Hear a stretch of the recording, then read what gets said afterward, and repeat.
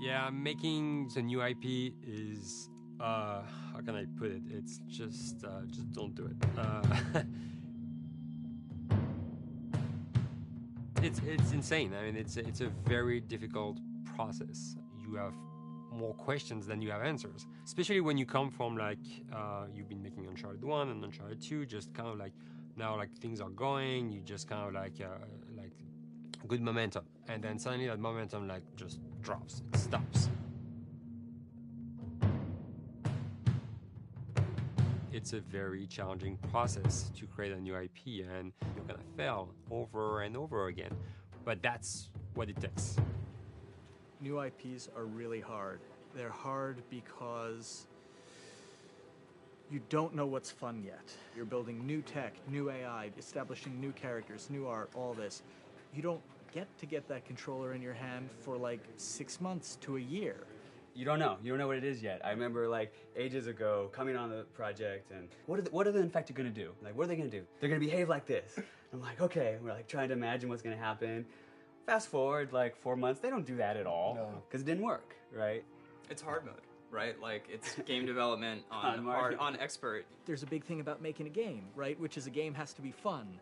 You get your first build where everything's working. You got player mechanics. You can walk around the world. You can shoot. You can melee attack people. You've got the AI in there. They're very intelligent, very difficult, and it's totally not fun because they snuck up behind you and murdered you in a second, and there was no way to figure out what was going on. We're making a game, by the way. Hey, James.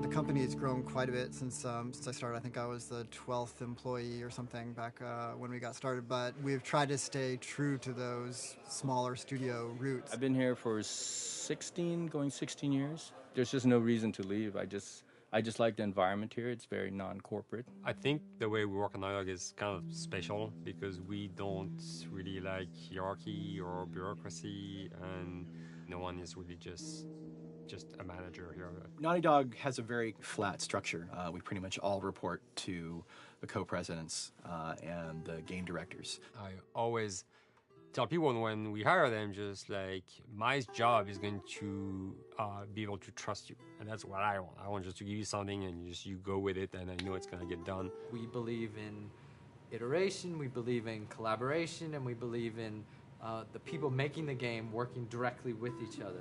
When we have designers and artists, animators all mixed up, anybody that's working on the same tasks, the same characters, the same areas, put them next to each other so they can communicate a lot better. We don't have a lot of meetings because if you need something to get done, you just walk over and you talk, and then you go back to your desk and you finish it up. And I really like that. I like when I just walk in the office and I see just designers talking with the programmers or programmers over the animators and talking to them. I think that's when really the magic happens. Naughty Dog, we really try to cultivate a culture where anybody can criticize anybody else's work. And we encourage people to be blunt about it and not try to sugarcoat it too much. It takes too long to be nice sometimes. It's not personal. It's based on more like how can we make a better game. We want everybody to have a voice. We want to cut out all the bullshit if we can, making sure that people are making decisions not based on ego, but what is going to benefit the game. When you see that people trust your opinion and that they value it, it's such a great feeling. You really feel like you're working as a team on a collaborative effort. We want to sort of remember where we came from and you know why we were successful then, and try to continue that success now. We make games. That's what we like to do. Back when Uncharted 2 wrapped up and we decided that we were going to build the second team and create a new project, we kicked around a lot of ideas. One of the very earliest ideas was to go back to Jak and Daxter. It's really near and dear to us. We really love those characters in that universe, and we think that there are some interesting stories still to be told there. We started to realize that it was not going to do justice to the franchise that the fans had fallen in love with. It would be shifting it so far in a new direction that we felt that effort would be more justified in developing a new IP. Neil and Bruce came to Christoph and I and said they wanted to do a post-apocalyptic game. I think the core essence of what they wanted to do, though, was to try to tell a story about two people and how their relationship evolved over the course of the entire game. That potential, oh wow, there is something very special about that game. This is going to be polished. Like, you're not sure if it's going to work or not, and you have doubts. And like, should we be doing a game like that? Should we be doing a first-person shooter? Whatever. Like, you ask yourselves all those questions. And the creative director and the game director are the core of the team that have to really see eye to eye. That's why you have that balance between like Bruce and Neil's gonna try to push just the story and the characters, and Bruce is going to try to push that with just the gameplay as well. And so it's kind of like those guys are just trying always to find the right balance between the two. It's a very delicate process. We feel that the interactive medium has an untapped potential to touch the feelings of the player. You have that connectivity, the fact that I'm actually in the world and participating in what's happening on the screen in front of me gives us some sort of advantage to make you feel connected with what's actually happening. At Naughty Dog, that's what we're trying to do, is pair story and gameplay together. If we can make you feel like you're actually with these characters on that journey, and you're invested in those stories and those characters, then you're feeling, in theory, the same thing that they're feeling. As the story evolved and took different shapes and different forms, the thing that was always there was Joel and Ellie. And because of that, everything kind of grew out of that relationship.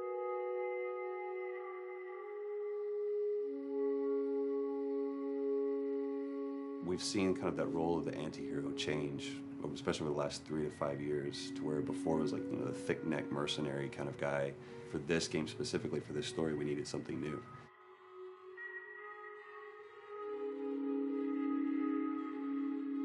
The reason we didn't want to make Ellie Joel's daughter from the get-go is because it wouldn't have anywhere to go. Of course, at that point, he'd be willing to do anything for his daughter because that is what a dad would do for his daughter. If they didn't even know each other at the beginning of the story, then we start from scratch. It's almost like the player has the same relationship to Ellie as Joel does. And we could take our time to build that relationship between these characters. And if we do it right, then the player will be feeling that same growth that Joel does. And we're kind of mirroring that emotional relationship between the two.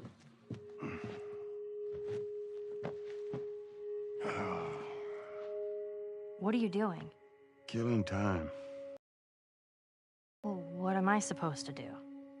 I am sure you will figure that out.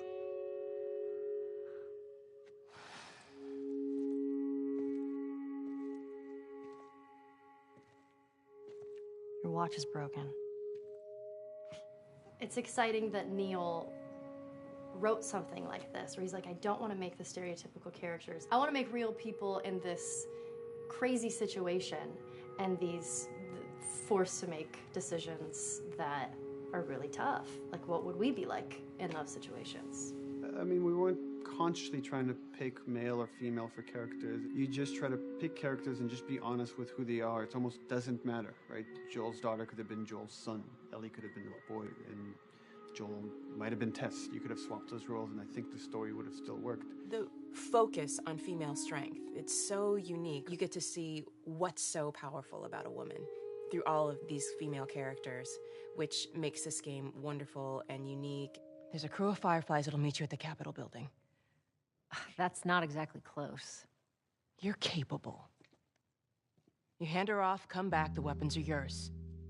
Double what Robert sold me. Speaking of which, where are they? Back in our camp. We're not smuggling shit until I see them. I want Joel to watch over her. Whoa, I don't think that's the I'm not best Ellie. idea. Him? How do you know them? I do think having a strong female character, especially like Ellie, is so rare in video games. And as a gamer and more specifically a female gamer, it's frustrating to me because I'll see sort of the stereotypical female character where she's amazingly beautiful and huge boobs, and she's there to be either the love interest or just because they're like, well, we need to throw a chick in here.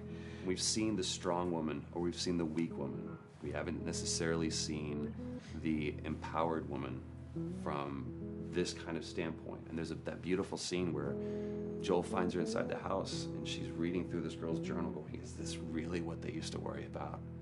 What shirt do I wear and what boy am I gonna go out with? You know, and to be met with those first world problems that we deal with every day and go, how trivial is all of this? I think it's gonna resonate a lot, not just with, you know, a female audience, but with a male audience as well. The thing that was intriguing to me after the fact is knowing that we're kind of creating a female action hero in a way, and this is her origin story with Ellie. To sort of be such a strong female character that is completely normal looking, regular t-shirt and jeans, and she's 14 and she is still a total badass, is really exciting to be a part of that. There's so few non-sexualized women in video games, especially in the main role, that we were kind of proud that we were creating one. It's very complex, and without the players knowing it, she becomes the protagonist by the end of the story. And that's why she's in the front of the box, and that's why we've been promoting the two of them together so much. Who's there? It is a dual protagonist game, and yeah, I guess I get nervous to think about it in that way.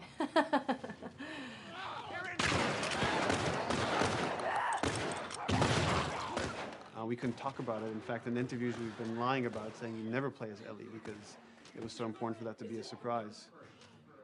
Sorry, journalists. Here we go.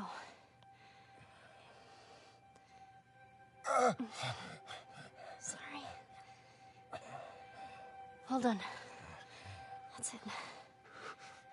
The tone of the game was set pretty early on that we knew that we wanted to make a really grounded story. We knew that we wanted to make the player feel the sense of tension and dread and go through the same emotional roller coaster that Joel and Ellie were going through. One of the things we kind of struggled with is to say, well, if we want to really ground this world and make it so like realistic, maybe we shouldn't have anything that could be perceived as a monster. Maybe like by just having an infection that just killed people, and it's all about humans and how they deal with this post-apocalyptic society and how different people decide to survive. Maybe that would be enough. And what we realized is because we're making an action game, a lot of the storytelling happens on the joystick. And once we remove the infected, it's like all of a sudden now we can't tell the story through gameplay of what happened to the world. And that's where we kind of went back and kind of brought the infected back in, because it lets you see, once you're fighting them, the threat that people had to deal with, that otherwise would just be very cerebral and people could talk about it, but you couldn't necessarily experience it yourself. In a novel, that might work. In a game for us, specifically an action game, it didn't work. And from there, when we start kicking around those ideas, and we're just like, what would be cool just to play? The early inception for it really came from a BBC video we saw called Planet Earth, where they were talking about a cordyceps fungus. This cordyceps fungus gets inside of the brain and controls these ants, and mandibles start chomping, they grow up to higher areas, cordyceps fungus sprouts out, and then it germinates. And essentially uses them to spread its infection and take over whole colonies, sometimes wiping them out. As soon as we saw it, we were intrigued by the idea of, what if it jumped to humans?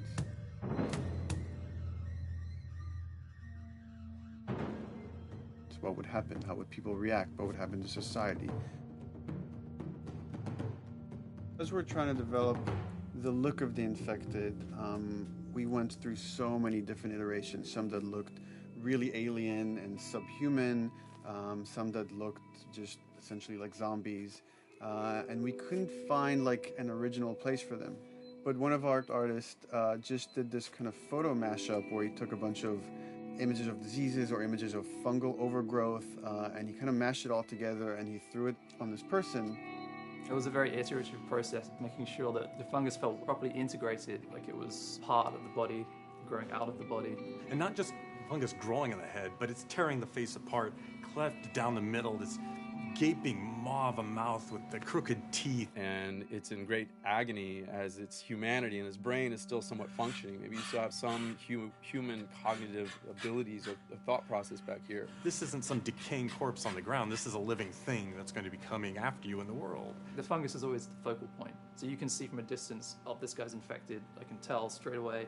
In fungus, they have these beautiful saturated colors, and we really like that conscious of this something so horrific that it's going to like stop at nothing. It's relentless force of death, and yet elements of it are beautiful. It's not just about gore. It's not just about everything about it being scary, because to us it's actually scarier when things on it are somewhat benign or somewhat beautiful. It was evident that we were onto something that was quite a bit different and something that we hadn't really seen before, which was eerily human but very disturbing.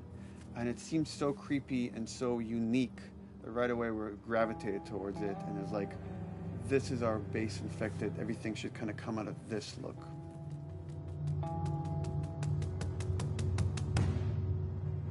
So once we had this idea of the face-splitting kind of look that eventually became what we called the clicker stage. We went to great lengths to create a full biological cycle for these things. So in the early stages, you don't actually see too many signs of the fungus surfacing out of the skin. It's kind of underneath it, like people have lumps starting to show.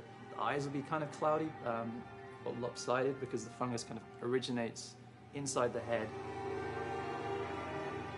That moves into the next phase, which is the clicking phase. And if they mess with the eyes, we end up saying, well, how do they get around? Oh, echolocation. And they use a form of echolocation to track down their enemies. Just like bats, or even some blind people can see by making a clicking sound, a sound that on its own wouldn't be very scary. And then to associate it with something that people in this world are very fearful of, so that as you're exploring an environment, all of a sudden you hear this click, and you're seeing everybody just get frightened, just everybody duck, everybody hushes.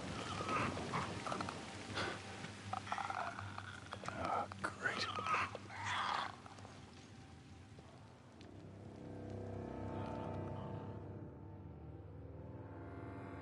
The bloater is the most severe of the stages. So large pieces of the body has been replaced by these kind of fungal plates. The fungus completely takes over the body and blooms. They're kind of covered in things that have been growing on them. Things like moss and like little life on life kind of. What the fuck is that? When the infected feels like it's going to die, it finds like a dark corner and it becomes part of the environment. The human elements aren't there anymore. And then the body is gone. They lay down and sprout and then spew spores. And if people can breathe those spores, they become infected as well. It all had to kind of make sense of how each stage flowed from one to the other. And that's hopefully how we've created a world that you can kind of look through it and understand the science behind it and say, I could buy this, I could get into this.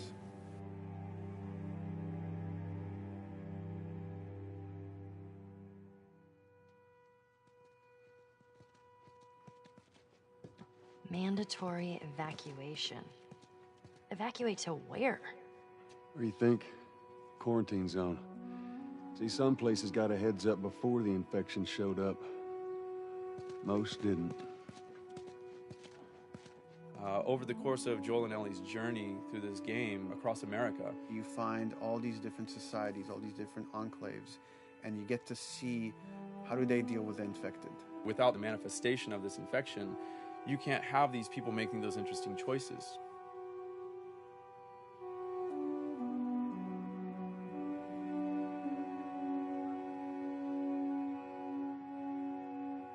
The world we decided was actually its own character, really grounded with a lot of texture.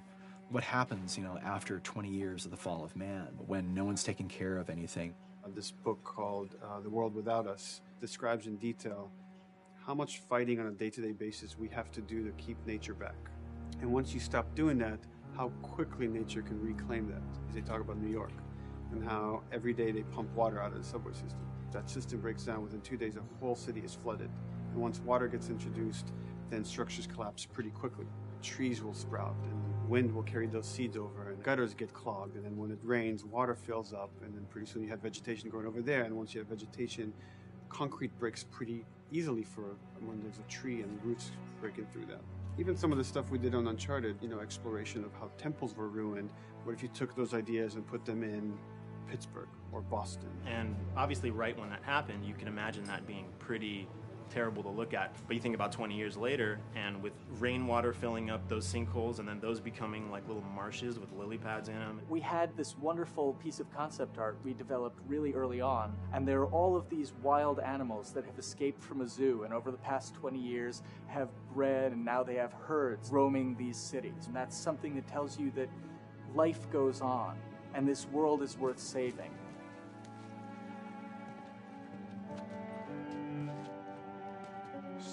Don't scare it. I won't. What are you doing? There's something really pretty about nature reclaiming its domain once we are gone. So fucking cool. We have another level of OCD of the logic goes into some of these environments. Water damage seeps in, and then that creates some little moss growing on the floor, or a tree radiates energy from its base, and that over time starts to melt the snow around it. And that's the reason why you'd see those little rings of leaves showing through in the snow. That gives it that extra, you know, believability. This is pitch art. I'll try to start with an idea that conveys sort of the feel of the environment. Something like this, very brushstrokey, very painterly. You can see not a lot of detail, just energy and conveying a mood. This is sort of just a conversation starter, and then this would be more of an actual space. So you start talking about, is this too tight of a space right here? Would the player even fit through there? Do we even want to include water? Those are conversations you start having a little bit later. And then it usually needs several more passes back and forth in order to be tightened up to be the experience that you would see in the final product. So, dude, I was actually trying to figure out right here, there should probably be some dead foliage. It might be cool to see some of the dead stuff around the edges of the green, or like even spilling out into the street. Maybe what we do is, in some of these areas, we use it as like a transition from the actual concrete to the side of the building. So like they're almost sitting on top of a bed of dead foliage, like that really rich kind of like orangey brown color. Sienna or something would be nice. Something real cheddary. That's how you know you're done. The end product often ends up being stronger because that bouncing back off somebody else gives you a result that maybe you wouldn't have even thought of in the first place. All right.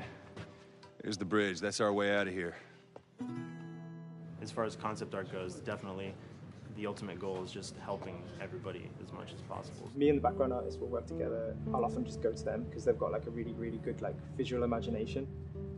At some point, you came in almost like flat on. So that's kind of good because the bus station is right in your peripheral view, and you're probably going to enter the bus station. You're probably not going to get lost. But it doesn't at all utilize this cool architecture here, like the bus station sign. Like that's a really distinctive silhouette, and it's a really interesting sort of architectural detail. So we changed the entrance. Look at that. Another city, another abandoned quarantine zone. I think it's a better composition anyway. It's not so like symmetrical. And I think that was done so that this sign read better. If you didn't see the word bus on it, you might not know it's a bus station. So I think that helps. Everything we're doing in the environments is relating back to what you should be feeling in the story or what's happening to these characters. So is that everything you hoped for? Jury's still out. But man, can't deny that view. Come on, this way. When we first came up with Ellie and Joel, we had this idea in our heads of who they would be, but we didn't necessarily know the voice. It took us a while to find our Joel, but for Ellie, I think Ashley was the second or third candidate to walk in, and right away we knew. Yeah, you know Why are you so scared all of a sudden? Because I'm a coward, okay? So just get your shit and let's get out of here. Damn it. I'm not like her, you know. What? You think I'm gonna end up like your daughter? The way she delivered the lines, the way she just embodied that character is like, that's Ellie, there's no question about it. I saw the character artwork and I related to her a lot. I mean, she's kind of a tomboy and she's kind of tough, and I mean, obviously I'm not 14, and I think that's the main difference between the two of us. I read the scenes and I was like, I need to play this part. You want to be my hero? Forget the whole bit about saving my life. Buy me a stack of these bad boys instead. Where'd you get that? Back at Bill's. I mean, all this stuff was just lying around. And then once we had her, we said, okay, well, we're going to do another round. And we're going to have Ashley this time in the casting sessions. The chemistry of these two characters was imperative to get right. Troy was a really interesting casting for Joel because when you see Troy, he doesn't look like Joel at all. You know, he's so handsome and he had, like, you know, the frosty hair and totally looked like Final Fantasy. And so I'm like, yeah, I don't know. He's like this tall, pretty. It didn't seem right. I walked into the room fully aware that I was the youngest person that they were seeing for this role. There was a line that was in the audition side that says that Joel has few moral lines left to cross. And so that became the anchor point to the character. But then as soon as he spoke and he had the grit in his voice, warm, yet kind of dangerous. And his movement is just like you bought into it. Why are you so scared all of a sudden? Because I'm a big coward, okay? Now pack up your shit and let's go. God damn it. I'm not her, you know. What? You think I'm gonna end up like your daughter? Lily, you are treading on some very thin. Handed the mantle of a franchise like this was a pretty big honor. Is she alive? She's alive. She's David's newest pet. Ah! Where? In the town. She's in the town. You mark it on the map. It better be the same exact spot your buddy points to. Neil pulled me aside one day, and he said, I have some ideas. And as you're well aware, Neil is a little twisted. He came up with this character, and, you know, I just jumped at it. It was done here for Naughty Dog, to say the least. Name's David. This here's my friend James. From a larger group. Women, children. They're all very, very hungry. To be able to put on a voice that, you know, hopefully a lot of people won't know, won't notice that it's even me. Because we didn't want it to be Drake. Drake eating people, that's a whole nother game. How did you put it? Tiny pieces. See you tomorrow, Ellie. You know, certain voices that I can do wouldn't fit the David's artwork, but he showed me the art, and I said maybe it's something like this, where everything's, you know, it's very quiet. And just, you know, he's not really sure, and the voice can break a little. And he just looked and goes, yeah, that's it. So I'd love to tell you, we hashed it over and we talked. No, it just, I looked at the picture and I tried something. He said, yeah. A few weeks back, I sent a group of men out a nearby town to look for food. Only a few came back. And turns out that the others had been slaughtered by a crazy man. And get this, he was with a little girl. You see, everything happens for a reason. Ashley, she brought humor to it. She just has some really great comedic timing. The way she reacts to the things around the world with a little bit of sarcasm, that teen kind of like trying to get a rise out of you. Now watch your step as you're going out, because it's going to be a little... It just brought a certain levity to the story that the story needed. You didn't even realize it needed it until she started doing some of that stuff. Oh, I'm sure your friend will be missing this tonight. Mm-hmm. It's light on the reading, but it's got some interesting photos. Now, Ellie, that ain't for kids. Whoa!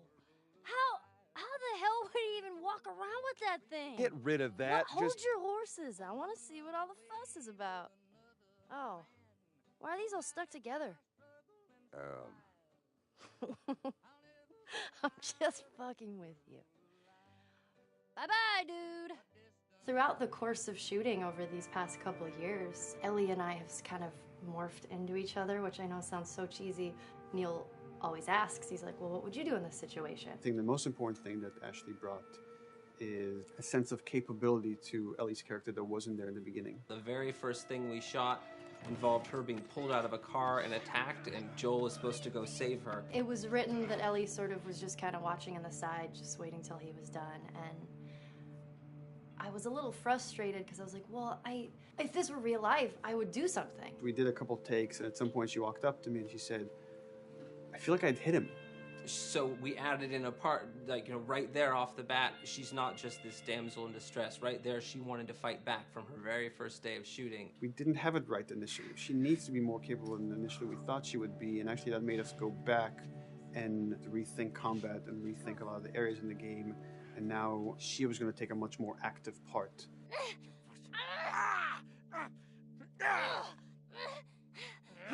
Anything that requires, a lot of body movement, we do with the actors on the mocap stage. And we try as much as possible to use our actual principal actors, use their body motion as well as their voice. We capture it all at once there on the stage. Having the actors perform as well as being recorded at the same time was imperative to get an accurate performance. Because every time you split up the performance in any way, you lose some of that magic where they did a gesture or they delivered the line a certain way. And those things have to be in sync, or there's just something subconscious that's like off-putting about the performance when you don't do it that way. You are treading on some mighty thin ice here. I'm sorry about your daughter, Joel, but I have lost people too. You have no idea what loss is. Everyone I have cared for has either died or left me. Everyone fucking except for you. So don't tell me that I would be safer with someone else, because the truth is I would just be more scared. It gives you the most authentic, most realistic performance, because you're actually there, not just making your own choices, but making your own choices based on the other people that are involved in that scene. So you get this truly natural approach to things, and it shows up. It's like theater in the round. You can do anything from any angle, and those little improv moments and little nuances that you get that probably isn't scripted, that just comes out of play while they're performing. That mistake that is just blossomed into a really good idea. Did we improv on The Last of Us? Yes. Yes, we did. Doing this was a whole lot like being 5, playing in the backyard with a stick, and this is my machine gun, and and a pine cone is my hand grenade. It's all your imagination. I'm doing the exact same shit that I did 45 years ago. I just get paid for it now. We square. We're square. And get the fuck out of my town. I don't do a lot of voiceover work, so for me it was nice to be able to work off of your other actors. I can't imagine it working any other way. I'd never done mocap before. I didn't know what to expect. The suits were crazy. Yeah, the suit gave me wedgies. Like, deep wedgies that I had to pick out with my middle finger. Too much information. Just how damn sexy I look in a motion capture suit. I look like 10-pound of sausage in a 5-pound casing in that thing, man. Once you get past the fact that like everybody else and you look like weird clown people with these little dots and stuff, once you like give over to that, it really was pretty easy to make it just feel like you're in the moment and in the scene. Everyone that was on this is a slam dunk. This isn't just another gig to them. And that creates a really cool energy for people to really start experimenting and playing jazz. Floor is yours. And action.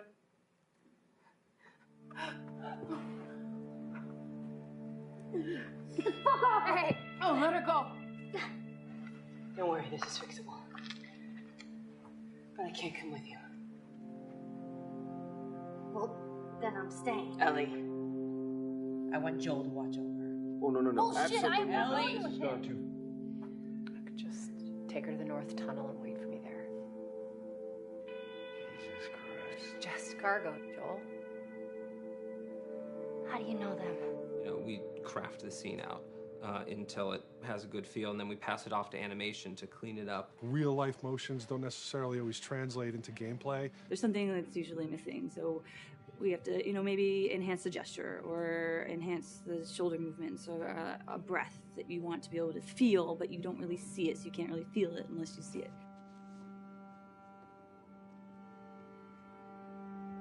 Is everything all right? Yeah, everything's fine.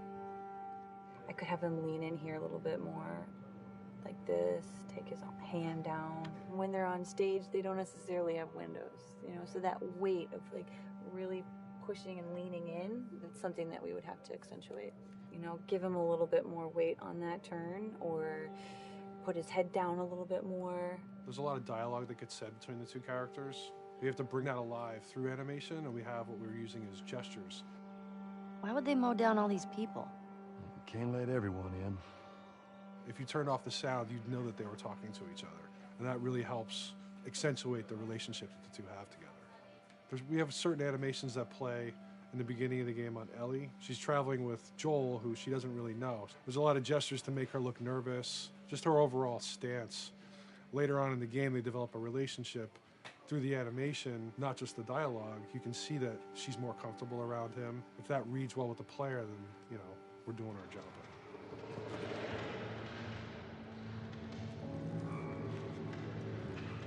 We want her to look scared. When she gets a gun, we want her to look scared of the gun. So if she's gonna aim, she wouldn't be like super trained aim. She would be more like some scared. But at the same time, it needs to look cool and feel cool to the player that plays. It's really just these little tiny details that we're doing, and it's coming across. It's working out well. She'll capture, we don't track eye movements on stage, it's just the motion to the performance that she was giving. And I watched just this section over and over and over again. So this is our default face. I can make everything super extreme and make her all squinty and angry, turn her frown down. I can open her mouth, stick her tongue out. It's listen, watch. Okay, where's her mouth at this point? Like, is it open? Is she making like a grimace? About Tess. I don't even know. Here's how this thing's gonna play out. You don't bring up Tess. Ever. Matter of fact, we just keep our histories to ourselves. We shoot all of it to just get the body motion, and then we'll do a second pass with the cameras. The scene's playing back on an overhead projector, but it's also playing back on a monitor that's attached to my rig. Sean and I would go to the stage and motion capture the camera filming the scene, and so he would get a whole wide shot, a whole close-up for the whole scene. You know, you can change your lenses, you can use your standard 35, 85, 50s, whatever, all that sort of live action camera cinematography, you can apply it on stage. We make sure to go back in and add flaws. We keep the confinements of the room so the camera can't go past a certain wall, because then we have this cheated perspective. If the cameraman bumps into the wall, we keep it. You know, missing focus hits when you're pulling focus, going too close to a character and reframing, those little moments in there kind of keeps it very cinema verite. If everything was too perfect, you wouldn't be able to put your finger on it, but you'd be able to feel it. It would just feel off. It's very much about grounding it, despite having, you know, the option to do whatever we want. Being able to place the cameras anywhere we want after the motion capture gives us both advantages and disadvantages. The biggest advantage is it means that we just have to nail the best performances we can get, and the luxury is that we can always swap it. The 3D world gives you limitless opportunities with cameras and movements, exposures, all that stuff.